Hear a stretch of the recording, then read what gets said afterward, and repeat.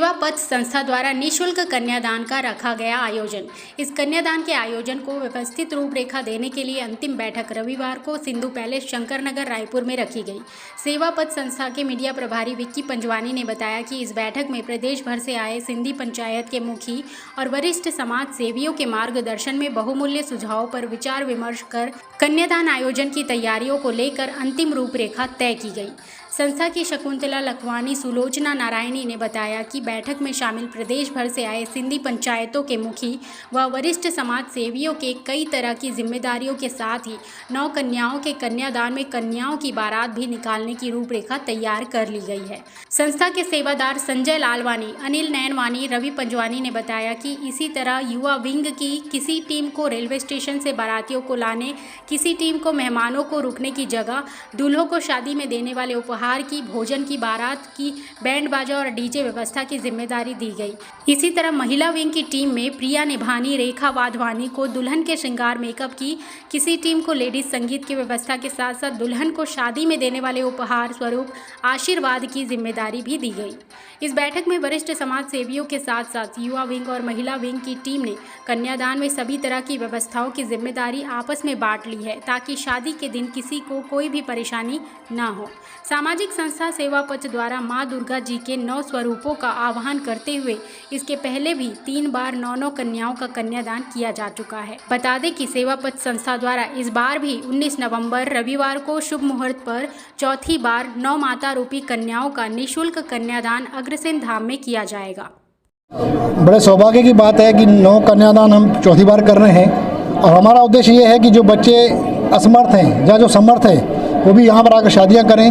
दहेज के खिलाफ अपन एक मुहिम है और जो आडंबर हो रहे हैं, करोड़ों रुपए फूंक करके भी लोग शादियाँ कर रहे हैं, उस पर हम चाहते हैं कि रोक लगे और बिना किसी प्रकार का दिखावे के ये शादियाँ कराई जाती हैं। बच्चों के सारे अरमान पूरे किए जाते हैं, रिसेप्शन भी किया जाता है, माता की आरती की जाती है, लेडीज संगीत किए जाते हैं। बारातियों को 100 लाने की छूट है। उसका कारण यही है कि आप घर में जाकर कोई भी पार्टी फंक्शन ना करें, किसी भी तरह का आप कन्या पक्ष से कोई भी दहेज की डिमांड ना करें। और सबसे बड़ी बात है, इस बार हम लोग सारे अतिथियों ने, हमारे साथी प्रियजनों ने ये तय किया है कि इस बार हम 9 कन्याओं की आरती भी करेंगे।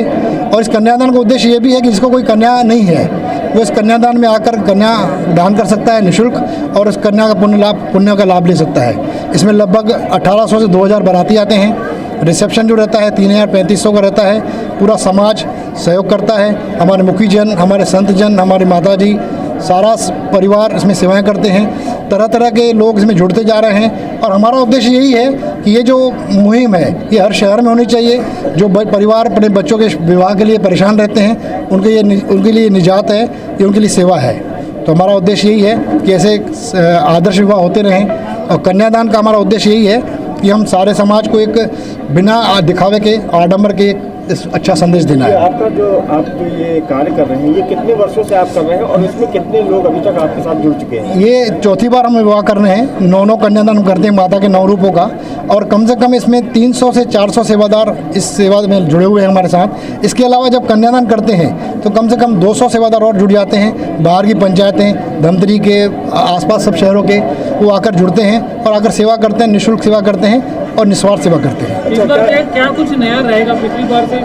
इस बार हम 9 कन्याओं की बारात भी निकाल रहे हैं। पिछले बार जो हमने दुल्हों की बारात निकाली थी तो कन्याओं का इच्छा है कि इस बार हमारी भी बारात निकाली जाए। और सबसे बड़ी बात है कि क्योंकि हम कन्यादान कर रहे हैं तो इस बार शादी के कार्ड में हम पहले कन्या का नाम लिखेंगे, फिर दुल्हों का नाम लिखेंगे। और जो कन्या की बारात रहेगी वो भी ऐतिहासिक रहेगी, पूरा समाज इसमें जुड़ेगा। आप सभी से निवेदन है, आप भी आइए और इस मुहिम में सहयोग करिए। परिचय दे दो। मेरा नाम प्रहलाद खेमानी, सेवा पथ का सेवादार हूँ। हमारी संस्था में सारे सेवादार हैं, कोई भी अध्यक्ष महासचिव नहीं है।